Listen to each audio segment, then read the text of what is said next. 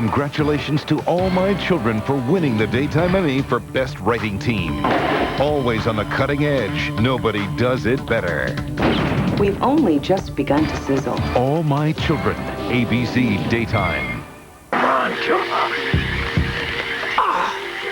Oh, you got it made, don't you? Trevor, don't move. I'm lightheaded. Yeah, you got it made. Thank God you walked out of that tape. You got it made. Nobody's gonna know. It's like you planned it. You couldn't have planned it better. Trevor, you've got it all wrong.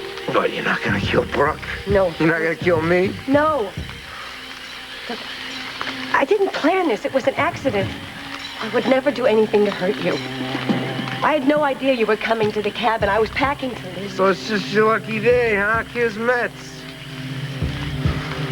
You saved Trevor, a man who loses her last parent, wind up with a sicko psycho. Get away from me, sicko. I don't want to die watching you. Go on. Peace comes dropping slow.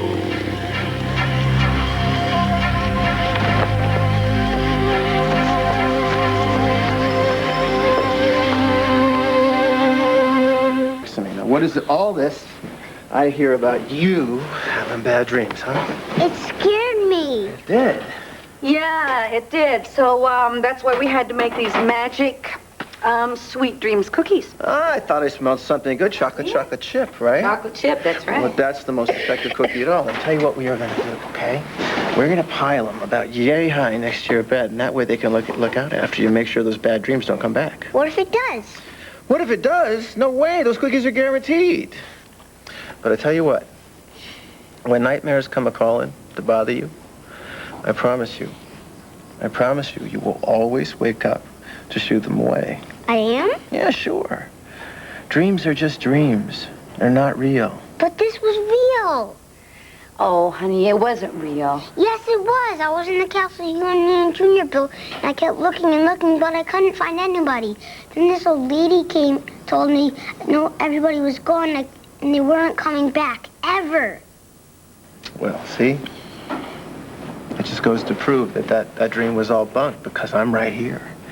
And I'm not going anywhere. Why'd I dream it then? Well, sports, sometimes we eat something that disagrees with us, or we see something that bothers us on TV.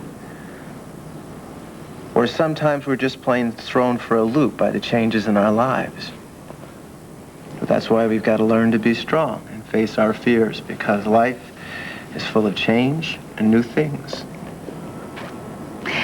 You know, Jamie, Daddy's right. And you know what you have to do? Sometimes you just have to wake yourself up and tell yourself that scary stuff is going to go away. And you know what happens? It does go away. You know, when I was your age, I used to have nightmares all the time, where I was left alone, but instead of being in a castle, I was in this huge park. And I'd sit there and I'd holler and I'd scream and I'd shout for somebody to come and get me. And no one ever came. What happened? Well, sure enough, I'd wake up safe and sound in my bed in Grandpa Joe and Grandma Ruth's house. And they were always there for me, the same way they're always there for you. And I got Mommy and you. You certainly do. You absolutely do. And you've got Phoebe, and you've got Dixie, and you've got Junior, and you've got Trevor, and you've got Amanda, and you've got Kirk next door. You got Cecily and Charlie and Laura, and all your friends at school, and a whole mess of people that'll look out for you and take care of you no matter what happens. And even if people are not in the same room with you, and even if they don't live in the same town, there are so many people that think about you and love you and have such good thoughts about you. Yeah, hey, and you got your guardian angel. Oh, yeah, Rocco. Rocco? Thou hast a guardian angel named Rocco? Huh. Well, you see right there. I mean, he sounds like a very tough guardian angel. He is. So you see, you got all these friends and all this family. And most importantly, you got your mother and you got me. And we are always going to be there to love you and protect you. And we are never going to leave you. Never.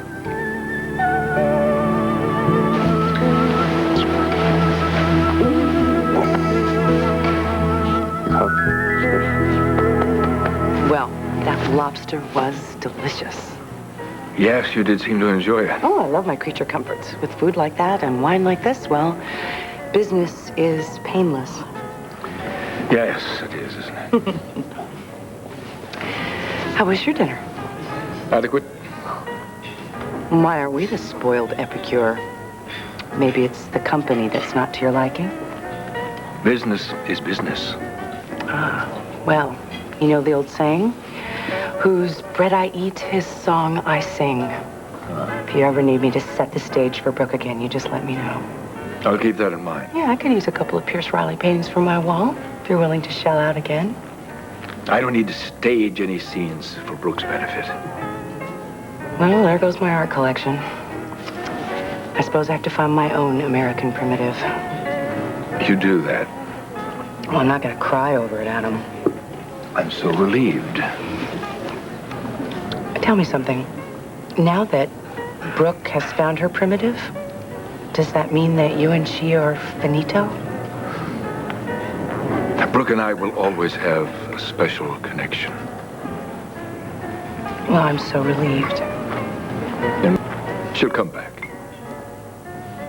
Like the swallows? He's down. He's asleep? Yeah, finally. After 2 stories, 1 magic trick, and a lullaby. You sang a lullaby? I'm not that bad. I know. You'd do anything for that little boy. No kidding. Including camp out next to his bed every night if I could. Well, I don't think that's going to make the nightmares go away. I don't think these magic Sweet Dreams cookies are going to do the trick either. You want one? Why, you think they'll do anything for my bad dreams? Not sleeping that great? Oh.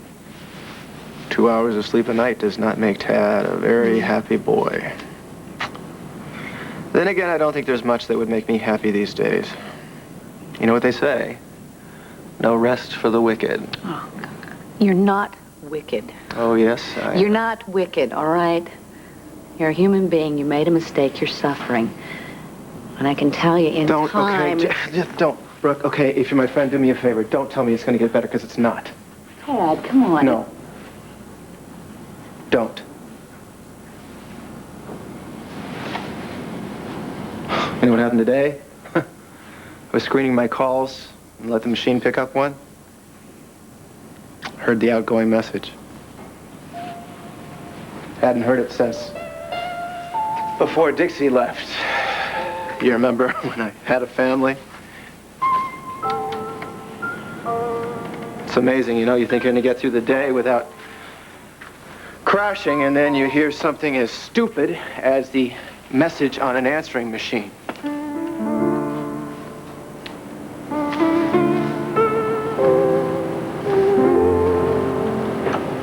I feel like somebody just cut me open.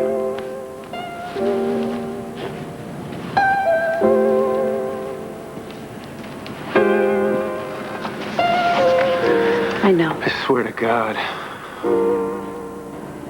It's freaky, you know, everywhere I look in that house, everywhere I turn, I see Junior and Dixie. There are even times that I can even hear her in the kitchen.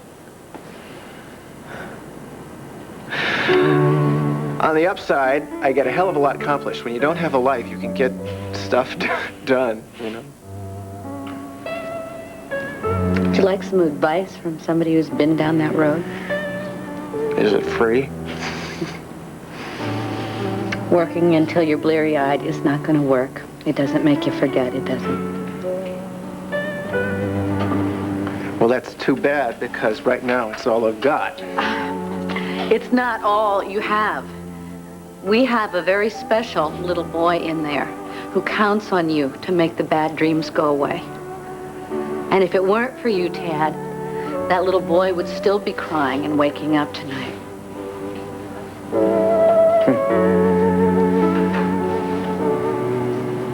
Don't worry. I'm always going to be there for Jamie. I don't care if I'm drowning in self-pity. I'm always going to take care of our boy. Good. And you don't need an invitation. You know the door is always open. Well, I guess I still got some good luck left after all. A lot.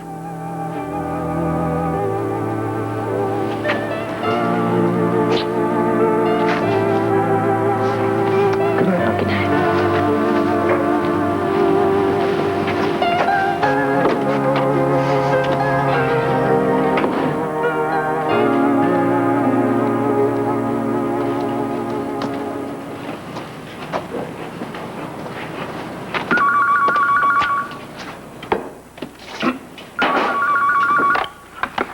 Hello? Oh, Tim. No, no, Trevor's not here. He said he had a stop to make, and then he was coming home. He should have been there by now.